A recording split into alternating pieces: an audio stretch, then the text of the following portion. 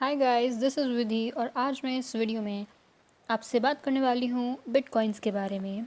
क्या आपको पता है कि bitcoins is the most revolutionary breakthrough of 21st century after the internet.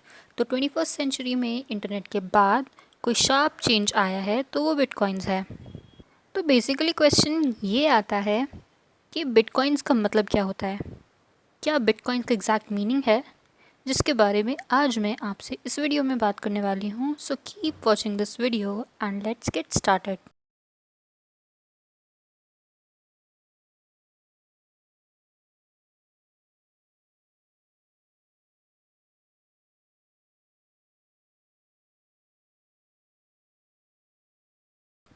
So friends, bitcoins क्या होते हैं? बिटकॉइंस एक वर्चुअल करेंसी है जिसको आप छू नहीं सकते। जैसे नॉर्मल मनी या फेट मनी को हम टच कर सकते हैं, उस तरह बिटकॉइंस को टच या देख नहीं सकते।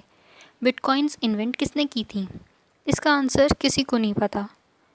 एक्चुअली जिसने बिटकॉइंस इन्वेंट की उसने अपनी आइडेंटिटी पब्लिक में रिवील नहीं करी, सिर्फ अपना नाम बताया है जो कि है सतोशी नाकामोटो। अब हमें नहीं पता कि ये पर्सन कौन है।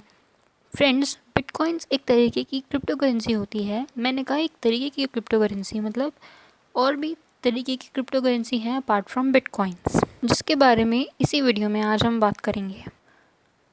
तो अब क्वेश्चन आता है, क्रिप्टो करेंसीज क्या होती हैं? इसे समझने के लिए पहले हमें क्रिप्टोग्राफी को समझना होगा।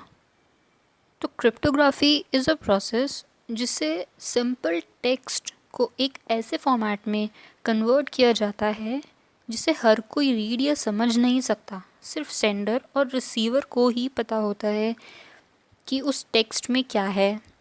So this feature makes bitcoin more confidential, मतलब आपकी इंफॉर्मेशन बिल्कुल सिक्योर्ड रहती है। क्रिप्टोग्राफी वर्ड का एग्जैक्ट मीनिंग क्या होता है? This is an art of writing codes and solving codes. मतलब सिंपल टेक्स्ट को कोड्स में डालना या फिर जो कोड्स हैं उनको सॉल्व करना, यानी कि कोड्स को सिंपल टेक्स्ट में कन्वर्ट करना। ये था क्रिप्टोग्राफी के बारे में। फिर आता है क्रिप्टो करेंसी। क्रिप्टो करेंसी दो वर्ड्स से बना है, क्रिप्टो और करेंसी। क्रिप्टो का मतलब होता है हिडन, करेंसी मतलब डिजिटल कैश। क्रिप्टो करेंसीज में क्रिप्टोग्राफी का यूज़ होता है। फ्रेंड्स, क्या आपको पता है बिटकॉइंस कब इन्वेंट हुए थे? तो आंसर है 2008, बट यूज़ में 2009 से आए। नेक्स्ट क्वेश्चन आता है कि बिटकॉइंस अलाउड हैं इंडिया में या नहीं। सुप्रीम कोर्ट ऑफ इंडिया ने 2020 में एक बैन हटाया था जो कि आरबीआई ने 2018 में लगाया था। उसके बाद से ही बिटकॉइंस इंडिया में अलाउ हो गए थे। आरबीआई ने इंडियन बैंक्स पे ये बैन लगाया था कि वो डील नहीं करेंगे क्रिप्टो कंपनीज के साथ। तो अगर हम एज ऑन डेट कहें तो बिटकॉइंस आर लीगल। हालांकि इसमें भी आरबीआई ने कुछ रिस्ट्रिक्शंस लगाई हैं जिसमें बिटकॉइंस को आप as a legal tender allow नहीं किया गया है। इसका मतलब हुआ कि बिटकॉइंस को मनी की तरह सेल या परचेज के लिए यूज़ नहीं किया जा सकता है।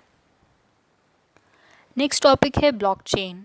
ब्लॉकचेन एक सिस्टम है ऑफ रिकॉर्डिंग द इंफॉर्मेशन। इससे इंफॉर्मेशन रिकॉर्ड की जाती है। इंफॉर्मेशन जैसे कि सेंडर और रिसीवर की information. Blockchain is a series of individual blocks, मतलब सिर्फ एक ब्लॉक नहीं, बहुत सारे ब्लॉक्स होते हैं जो आपस में लिंक्ड होते हैं, जिसे ब्लॉकचेन बोलते हैं। अब जो इंफॉर्मेशन एक ब्लॉक में स्टोर होती है उसके दो पार्ट्स होते हैं। पहला होता है हेडर, सेकंड होता है आइडेंटिफायर इंफॉर्मेशन। फर्स्ट पार्ट जो कि हेडर होता है उसके अंदर इंफॉर्मेशन जैसे कि लोकेशन, जो ट्रांजैक्शन की लोकेशन होती है उस तरीके की लोकेशन और भी और अलग अलग इंफॉर्मेशंस ट्रांजैक्शन से रिलेटेड स्टोर की जाती हैं। फिर क्वेश्चन आता है कि सप्लाई ऑफ बिटकॉइंस लिमिटेड है या अनलिमिटेड है। तो आंसर है लिमिटेड है। जो बिटकॉइंस की सप्लाई है वो लिमिटेड है। There are only about 21 million bitcoins पूरे वर्ल्ड में, और उसमें से 18.6 मिलियन बिटकॉइंस एग्जिस्टेंस में हैं। That is 1 crore 86 lakh bitcoins in existence as of now. So this means 21 million bitcoins बनाए गए हैं और उसमें से 18.6 मिलियन माइन किए जा चुके हैं। बिटकॉइंस की माइनिंग माइनर्स करते हैं और एज अ रिवॉर्ड उनको बिटकॉइन मिलता है। इन्वेस्टमेंट के लिए बिटकॉइंस हाईली वॉलेटाइल माने जाते हैं। दिसंबर 2017 में एक बिटकॉइन का प्राइस था $19,000 और मार्च 2020 में जो कि सबसे कम था 1 बिटकॉइन फॉर $4,000 और 2020 में एक बिटकॉइन का प्राइस था $42,000 और इस समय जब मैं ये वीडियो रिकॉर्ड कर रही हूँ एक बिटकॉइन का प्राइस है $50,000। So there is a huge variation in the pricing of bitcoins, which makes it highly volatile for investment purpose. Then question arises, why should you choose bitcoins over दूसरी cryptocurrencies? इसका simple reason है bitcoins की market capitalization काफ़ी ज़्यादा है as compare to other crypto currencies.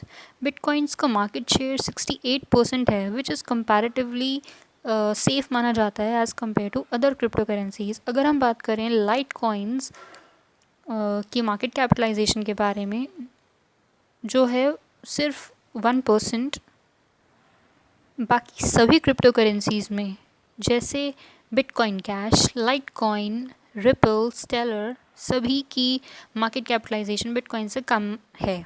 इसीलिए bitcoins को ज़्यादा मार्केट कैपिटलाइजेशन होने के वजह से सेफ़ माना जाता है as compare to other crypto currencies. Now कुछ फैक्ट्स अबाउट बिटकॉइंस। क्या आप जानते हैं कि इंडिया में क्रिप्टो करेंसीज पे बैन लगाया जा सकता है क्योंकि यूज़ काफ़ी टेरर फंडिंग और इलीगल एक्टिविटीज़ में हो जाता है। उसके लिए गवर्नमेंट ने एक बिल लाया है पार्लियामेंट में, द रेगुलेशन